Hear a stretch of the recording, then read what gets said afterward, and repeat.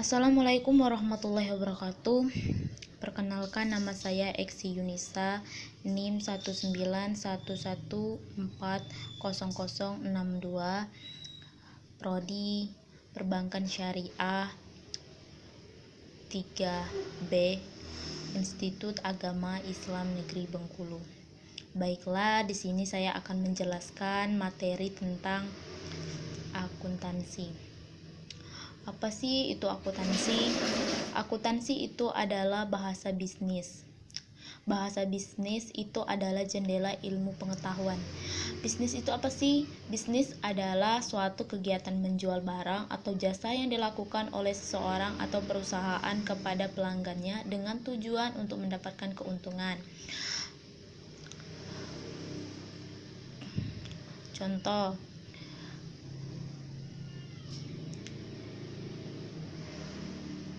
tentang pembelian handphone, harga jual 2 juta, harga beli 1 juta, laba atau rugi berarti 1 juta.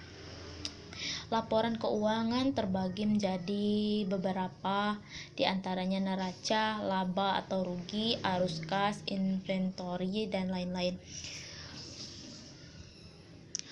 Pihak internal yaitu akuntansi manajemen atau manajemen accounting.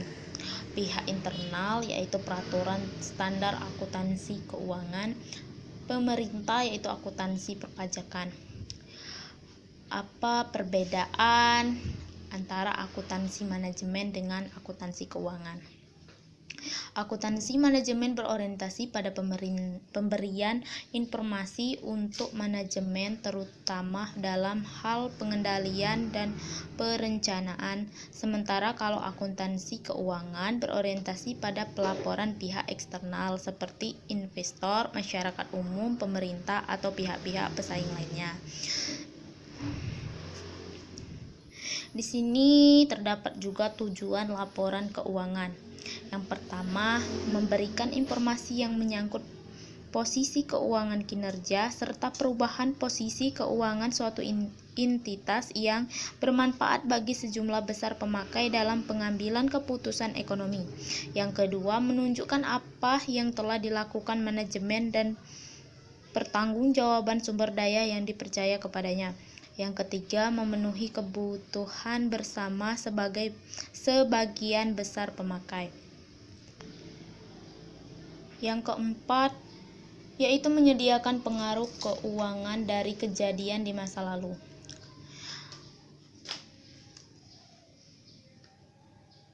Ada beberapa output laporan keuangan. Di antaranya yang pertama, laporan keuangan neraca, yaitu daftar yang sistematis dari aset, utang, dan modal pada tanggal tertentu yang biasanya dibuat di akhir tahun. Bentuk neraca yaitu dari sisi aktiva berupa aset dan sisi pasifah yaitu berupa hutang plus modal. Yang kedua, laba rugi, yaitu ikhtisar mengenai penghasilan komprehensif dalam suatu periode yang mencakup pendapatan dan beban suatu intensitas untuk periode tertentu. Selanjutnya, laporan arus kas. Laporan arus kas ini terbagi menjadi dua. Yang pertama, arus kas masuk, yaitu dari kegiatan-kegiatan transaksi suatu perusahaan. Yang kedua, arus kas keluar dari kegiatan pendanaan mencakup pembayaran dividen, tunai, pembayaran kembali, utang, dan pembelian saham treasury. Selanjutnya, laporan perubahan ekuitas atau modal, yaitu laporan yang menunjukkan perubahan ekuitas atau modal untuk periode tertentu. Yang selanjutnya, catatan atas laporan keuangan neraca lajur, yaitu berisi tentang tambahan atas apa saja yang dihasilkan dalam 4 laporan di atas. Keempat laporan di atas yaitu semuanya dirangkum dalam catatan atas laporan keuangan atau neraca lajur ini. Standar akuntansi keuangan. Apa sih standar akuntansi keuangan?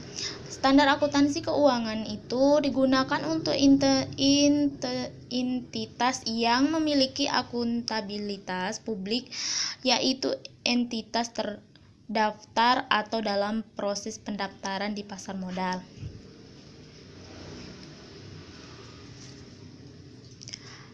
IFRS sebagai standar internasional memiliki 3 ciri utama, yaitu yang pertama principle based, yaitu standar yang menggunakan principle based hanya mengatur hal-hal pokok dalam standar, sedangkan prosedur dan kebijakan detail diserahkan kepada pemakai. Nilai wajar, yaitu informasi nilai wajar lebih relevan karena menunjukkan nilai terkini. Yang ketiga, pengungkapan. Pengungkapan diperlukan agar pengguna laporan keuangan dapat mempertimbangkan informasi yang relevan dan perlu diketahui terkait dengan apa yang dicantumkan dalam laporan keuangan. Selanjutnya, standar akuntansi keuangan entitas tanpa akuntabilitas publik. Digunakan untuk entitas yang tidak memiliki akuntabilitas publik signifikan dalam menyusun laporan keuangan untuk tujuan umum. Ada standar akuntansi syariah, yaitu standar yang digunakan untuk entitas yang memiliki transaksi syariah atau entitas berbasis syariah. Standar akuntansi pemerintahan, yaitu standar akuntansi yang digunakan untuk menyusun laporan keuangan instansi pemerintahan baik pusat maupun daerah. Pengguna dan tujuan laporan keuangan. Yang pertama, investor, yaitu menilai entitas dan kemampuan entitas membayar dividen di masa mendatang.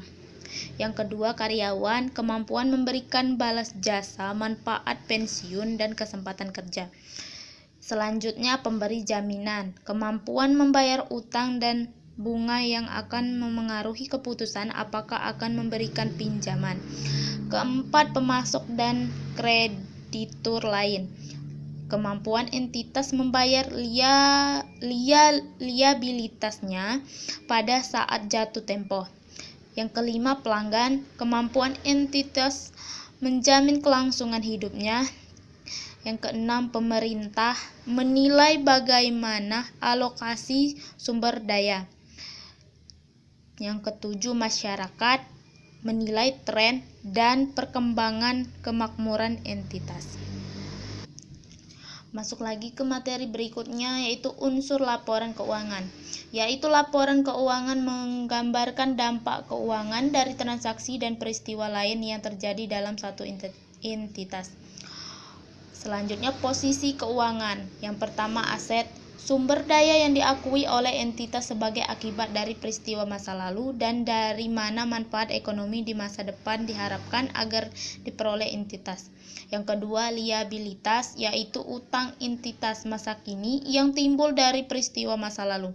Yang terakhir, ekuitas, yaitu hak residual atas aset entitas setelah dikurangi semua liabilitas. Misalnya, liabilitas ekuitas dapat dibuat subklasifikasi di dalam laporan posisi keuangan, misalnya untuk perserahan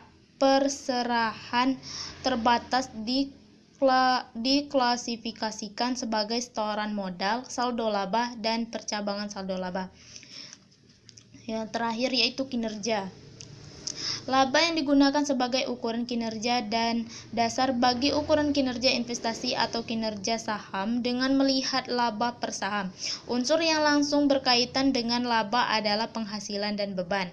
Penghasilan itu adalah kenaikan manfaat ekonomi selama suatu periode akuntansi dalam bentuk pemasukan atau penambahan aset atau penurunan liabilitas yang mengakibatkan kenaikan ekuitas yang tidak berasal dari kontribusi penanam modal.